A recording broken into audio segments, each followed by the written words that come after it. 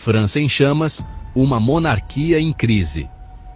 Paris, 1789. A França está à beira do abismo. Anos de gastos excessivos da monarquia, combinados com colheitas ruins e um sistema tributário injusto, levaram o país à beira do colapso. A população, faminta e desesperada, observa com ressentimento a opulência da corte de Luís XVI e Maria Antonieta. O descontentamento fermenta nas ruas escuras de Paris, onde o clamor por mudança ecoa cada vez mais alto. A França, outrora um símbolo de glória e poder, arde em chamas. O povo, cansado da opressão e da desigualdade, se levanta contra a monarquia absolutista. É o início de uma nova era, marcada por um turbilhão de ideais, violência e esperança, a Revolução Francesa. O clamor por liberdade, girondinos e a República Moderada, liderados por figuras como Jacques-Pierre Brissot e Madame Roland, os girondinos representavam a burguesia ascendente, ávida por poder político e reformas econômicas. Eles defendiam uma república moderada, inspirada nos ideais iluministas, com eleições livres e direitos civis garantidos. Os girondinos acreditavam na força da razão e do debate. Eram mestres da retórica, utilizando jornais e panfletos para disseminar suas ideias e mobilizar a população. Buscavam uma mudança gradual, sem romper totalmente com o passado. No entanto, a radicalização da Revolução colocava em xeque a visão moderada dos girondinos. A pressão popular por medidas mais drásticas, a guerra contra as monarquias absolutistas vizinhas e a ascensão dos jacobinos criavam um cenário cada vez mais turbulento. As vozes radicais, jacobinos e a busca por igualdade. Enquanto os girondinos pregavam a moderação, outra força tomava forma nas ruas de Paris, os jacobinos. Reunidos em seu clube, um antigo convento dominicano, esses revolucionários radicais defendiam uma mudança social profunda, baseada na igualdade absoluta e na soberania popular. Liderados por figuras carismáticas como Maximilien Robespierre, Louis-Antoine de Saint-Just e Georges Danton, os jacobinos atraíam as massas populares com seus discursos inflamados e promessas de justiça social.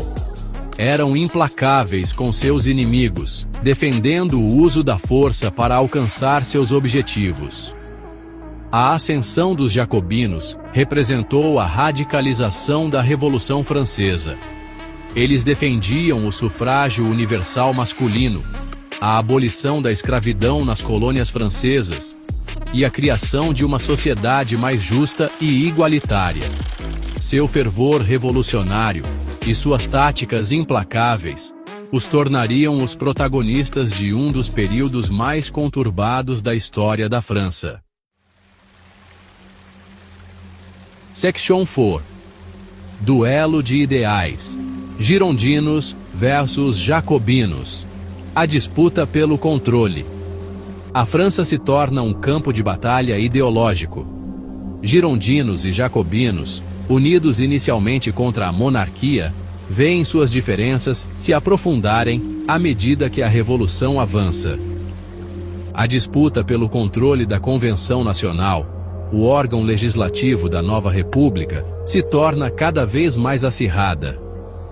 Os girondinos, temerosos da violência crescente e da influência dos sans-culottes, a massa popular parisiense, defendem uma postura mais moderada.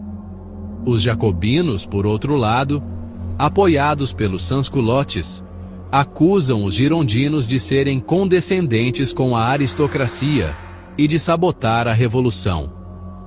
As ruas de Paris se transformam em um palco de violência política. Jornais e panfletos inflamam os ânimos, enquanto ambos os lados se acusam de traição e conspiração.